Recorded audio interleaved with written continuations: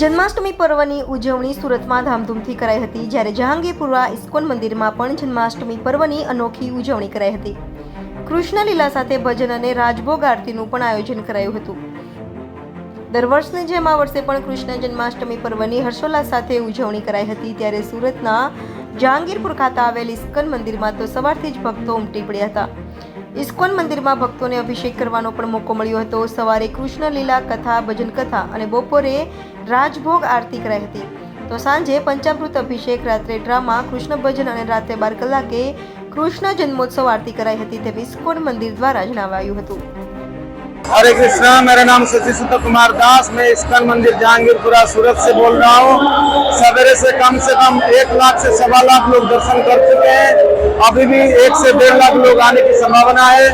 तो हम सब सूरत वासियों को निवेदन करते हैं, आप लोग कृष्ण जन्माष्टमी में जरूर पधारे, दर्शन कीजिए, क्योंकि जगन्नाथ कृष्ण आज बहुत ही बड़े प्रसन्न है, उनका जन्मदिन है। और भगवान से प्रार्थना करता हूँ उनकी दोनों हाथ सूरत वासियों के सर पर रहे, वो खुश रहे, आनंद रहे और उनका जीवन जो है रसमय बने, कृष्ण भक्ति में लगी रहे। हरे कृष्णा।